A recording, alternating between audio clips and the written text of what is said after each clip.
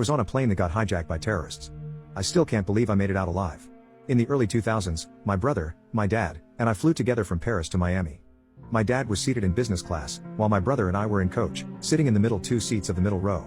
About 5 hours into the flight, I was reading a book, almost dozing off, when I heard a woman repeating the word no. At first, it was quiet, almost inaudible, but it quickly got deafening and urgent. Before I realized what was happening, she was screaming no no no. At the top of her lungs. I saw a flight attendant a few rows ahead of me to the right, hunched over someone sitting on the window seat. My first thought was that a passenger was having a heart attack or some catastrophic health problem, but her yelling was so unsettling that this couldn't be the cause. There was a strangely long delay in people's reactions. Nobody did anything. I completely panicked and froze in my seat. On the other hand, my brother jumped out of his seat, jumped over the person sitting on the L seat to his right, and ran up to see what was going on. He was up there in a matter of seconds, and as he approached, suddenly, everyone around us stood up to see what was going on and tried to help. She kept screaming, and now she was clearly struggling with this passenger. He was so tall that his whole head was visible over the back of the seat, and he had long, curly black hair. My brother returned to our row and said, "Something is terribly wrong," before returning to get a closer look. Passengers close to her began struggling with the guy as well. A bunch of people jumped on him and started pulling at him, and someone in the row behind him even pulled his hair back so hard his face jerked towards the top of the plane. He let out a deafening scream, and then there was chaos. The aisles were so crowded that nobody could move, and I saw a fire extinguisher being passed hand to hand from the back of the plane. I immediately thought there was a fire and that we were all going to die.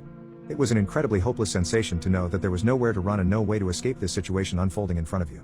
They passed the extinguisher up to a male flight attendant near the guy, and the flight attendant smashed the butt of the extinguisher straight into his face.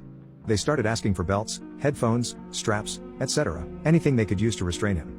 My brother took off his belt and gave it to them, and they wrapped everything they could around the passenger's arms, shoulders, and torso, securing him to the seat. I saw the male flight attendant who had hit him with the extinguisher carry a pair of large black tennis shoes to the back of the plane, which seemed kind of odd at the time, but I didn't think much of it. The flight attendants asked if a doctor was on board to sedate the guy. People kept asking if a flight marshal was on board, but nobody came forward.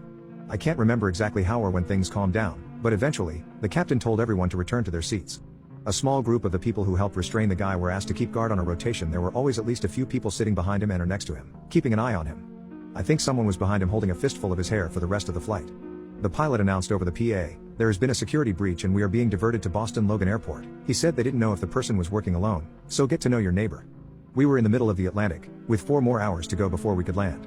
Things were ominous and tense, but for the most part, everyone was friendly and in a pretty good mood. Nobody knew what had actually happened.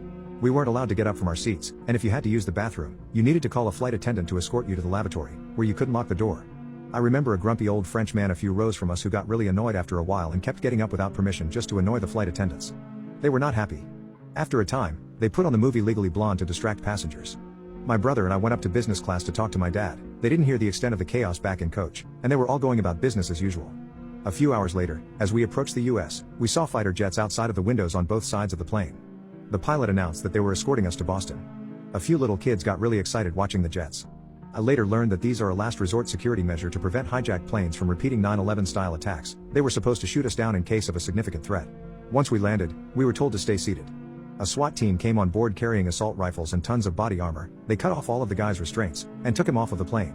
I saw everything in detail since we were seated only a few seats behind him.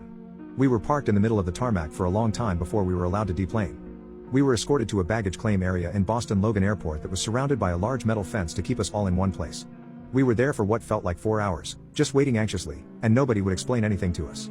Passengers were getting very agitated, shaking the metal fences and yelling at airport personnel that this was inhumane treatment.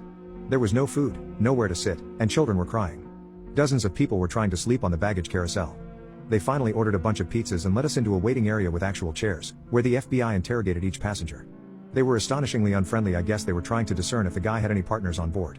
They then shuttled us to our baggage, where security officers thoroughly hand-searched every single passenger's shoes, suitcases, and carry-on bags and patted everyone down. We were finally allowed to make a phone call and called my mom. The rest of the family was completely hysterical. They had been watching the news all day and knew that an Islamic extremist terrorist had tried to blow up our flight with a bomb that he had smuggled on board in his shoe. We had no idea what had happened until this moment, as we were kept entirely in the dark. It was an extraordinary sensation. Up until this point, my dad, brother, and I had actually remained pretty relaxed considering the circumstances and were more annoyed about the inconvenient changes to our travel itinerary than the crazy experience on the plane. We had no idea how bad the security breach really was and how close we came to perishing on board that plane. After about 12 hours in Boston, we were put on another flight home. My brother made the mistake of giving a few interviews to CNN and other networks while we were in Boston, so when we landed in our small county, he was immediately swarmed by the press and gave a bunch of interviews despite being exhausted. I was happy to finally sit and relax with my family after my life's longest and most stressful trip. We later learned that the bomber, Richard Reed, had tried to board the same flight the previous day. He was detained and questioned by French security because of multiple red flags causing him to miss his flight. They put him on the next day's flight and put him up in a hotel kind of far from the airport since everything nearby was booked. The following day, it rained, and on the walk from the hotel to the airport, his shoes got wet. This might have been why he had trouble lighting the wick in his shoe. His plan was to light it in mid-flight. He waited until the passenger next to him went to the bathroom, then tried to light his shoe with matches. The female flight attendant who first engaged him had smelled the matches and was walking up and down the aisle looking for a passenger who, she assumed, was trying to smoke a cigarette. She saw him with the shoe in his lap and immediately tried to take it from him. They struggled, and he bit her hand. Reed is now serving 3 life terms in prison.